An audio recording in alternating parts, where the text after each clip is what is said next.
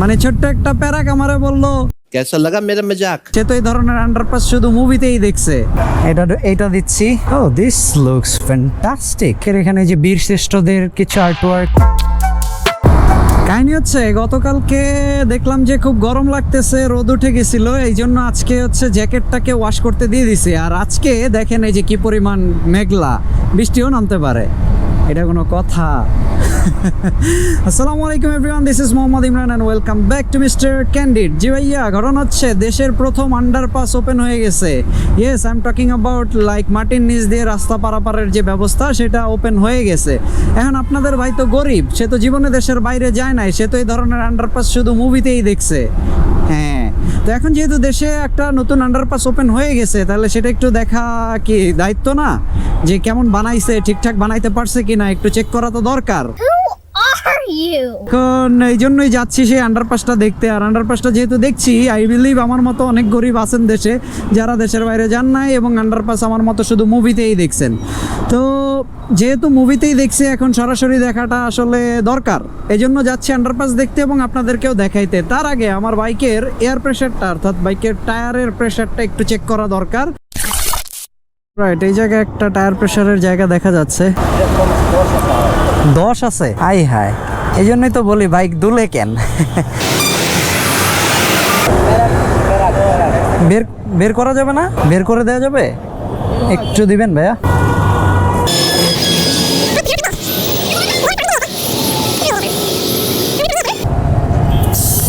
আল্লাহ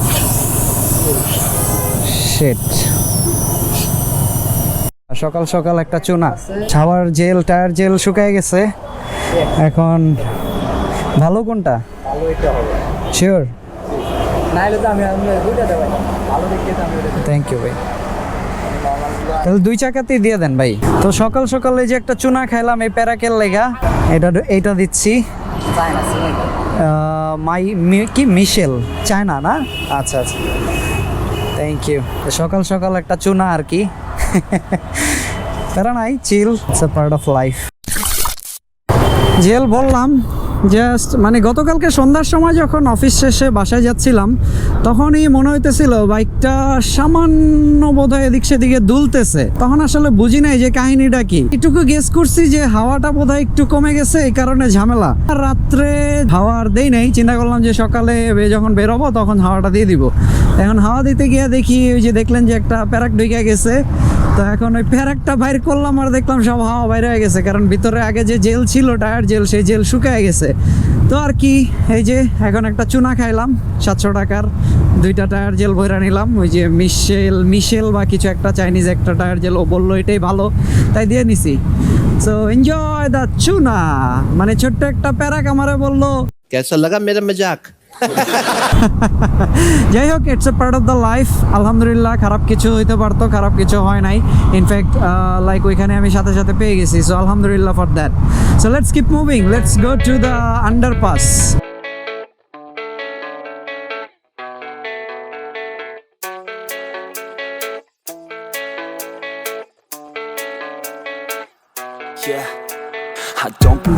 জি ভাইয়া, আমরা চলে আসছি আন্ডারপাসে। এই যে হচ্ছে underpass. This is mind blowing. মানে বাংলাদেশের ইউরোপ, আই থিঙ্ক আপনারা দেখতে পাচ্ছেন। এখানে হচ্ছে বনানী, মহাখালী এবং সিরিয়ার, এটা হচ্ছে হুইল চেয়ারের জায়গা। অর্থাৎ কেউ যদি হুইল চেয়ারে যান, তারা এই সাইডটা ইউজ করবেন। ও দিস লুকস ফ্যান্টাস্টিক। উফ,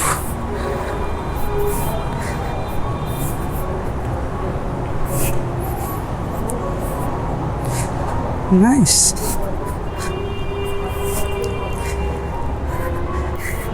Just look at this man. এতদিন শুধু মুভিতেই দেখতাম যে এইগুলো দিয়ে যায়, বিভিন্ন স্ট্যান্ড করে, but look at this looks amazing man. Oh nice.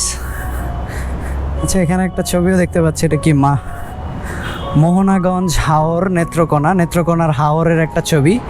এটা হচ্ছে রিভারসারি সিলেট, দেশ মাতৃকার সেবায় বাংলাদেশ সেনাবাহিনী। বাই দ্য ওয়ে, এই কাজগুলো কিন্তু সেনাবাহিনীর দ্বারা করা।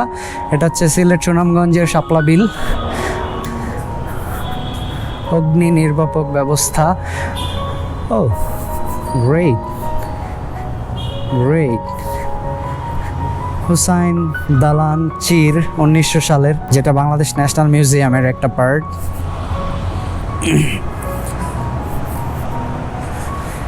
এটা হচ্ছে খুলনার সুন্দরবনের একটা দৃশ্য। Oh nice, I mean look at this man, উপরের ভিউটা, ইট লুকস অ্যামেজিং ম্যান।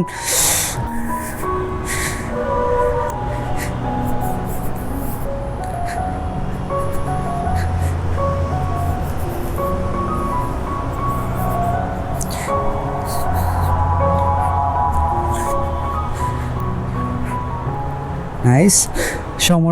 এটা হচ্ছে যে আর্মির তারা যখন কনস্ট্রাকশন কাজ চলছিলেন ওই সময়কার কিছু চিত্র। নাইস।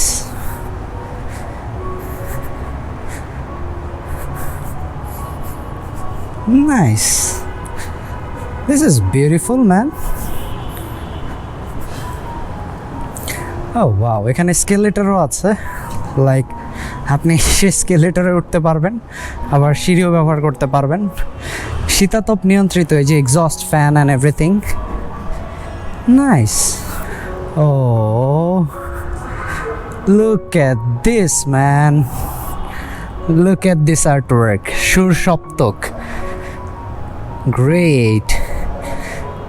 এখানে হচ্ছে আপনার একটা কি বলে স্মৃতিসৌধেরও ইয়ে আছে, শহীদ মিনারের একটা জায়গা দেয়া, এইটার নাম দিছে সুর সপ্তক। এখানে শেখ হাসিনা, বঙ্গবন্ধু শেখ মুজিবুরের সুর সপ্তকের এখানে যে বীর শ্রেষ্ঠদের কিছু আর্টওয়ার্ক এবং কি বলে শেখ মুজিবুর রহমানের যে 7ই মার্চের ভাষণের যেই স্কাল্পটা, ওইটার একটা সুন্দর আর্টওয়ার্ক করা আছে। নাইস। সো এই পাশটা হচ্ছে এমইএস এর পার্ট, অর্থাৎ ক্যান্টনমেন্টের পার্ট, আর আমি যেই পার্টটা দিয়ে আসলাম সেটা হচ্ছে মূলত র্যাডিসনের part. But this place looks beautiful man. Oh wow, fantastic.